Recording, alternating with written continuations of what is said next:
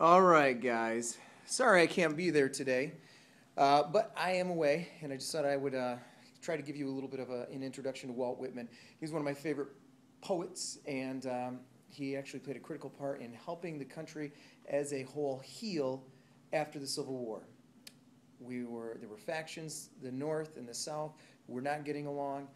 As you know from the videos and the readings, it was a brutal system, it was a cruel system, but it was a system that benefited many people, and not everybody was happy about that. Walt Whitman, you'll see his face in the class for the next couple days. Walt Whitman became that voice that tried to create change and actually help this country heal from what had happened. Now here's just, I have some notes, and these are going to be online. But he had a collection of works. His most famous collection was Leaves of Grass. And this exalted the idea of democracy, like Abraham Lincoln said, government of the people, by the people, and for the people. That's what this country was all about. And in his writing, he tried to share that and communicate those ideas. He also continues to echo those ideas of the transcendentalists and the connection between all people and nature and the universe and that spiritual sense out there. And he believed that noble people and common people, nobility and the idea that a person was good, anybody could be good.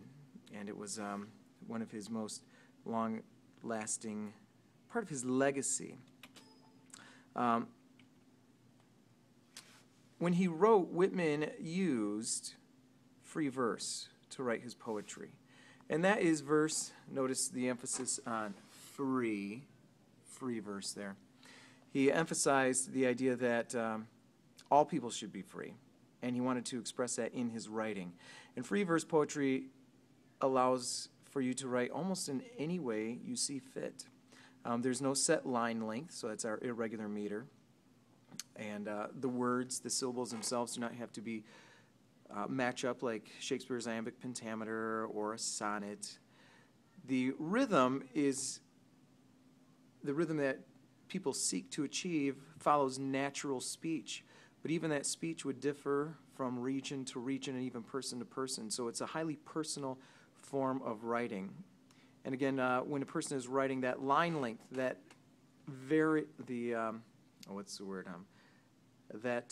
sundry supply of lines, that variety, is intended to emphasize a key point or an idea. When you're reading and you notice that, try to notice what is being emphasized, especially in a short line. What is being focused upon? What is the idea that's trying to be communicated? It's kind of like a jarring idea or an emphasis. The cataloging, which you'll notice, and we know what a catalog is, catalog is just that. It's a whole bunch of images. They're trying to communicate something. Similar to that right there, little catalog. Well, the cataloging of images with Whitman are the words, and the images that he uses are intended, again, to represent not only the unity of all things, which you'll see over and over again, the connection between grass, between people, natural things, but also to emphasize key ideas. And then lastly, he uses parallelism, which is that repeated use of phrases or clauses or sentences that are similar in structure or meaning. This also is intended to create a sense of unity,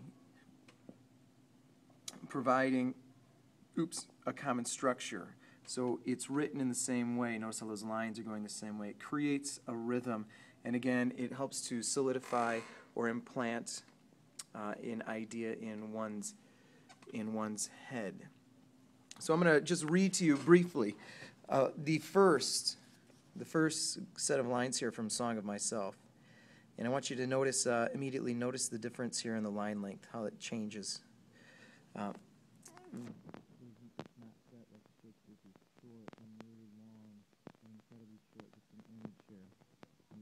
lot of images being represented here.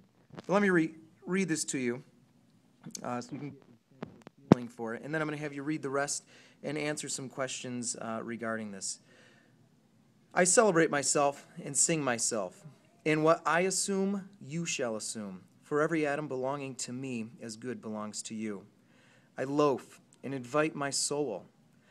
I lean and loaf at my ease, observing a spear of summer grass.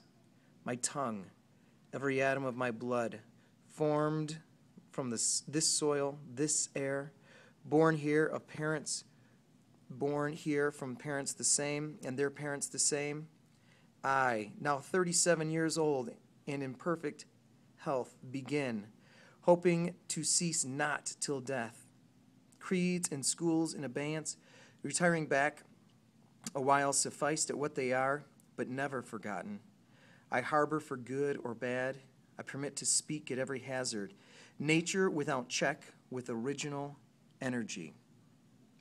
Notice some of the images that he has. The grass.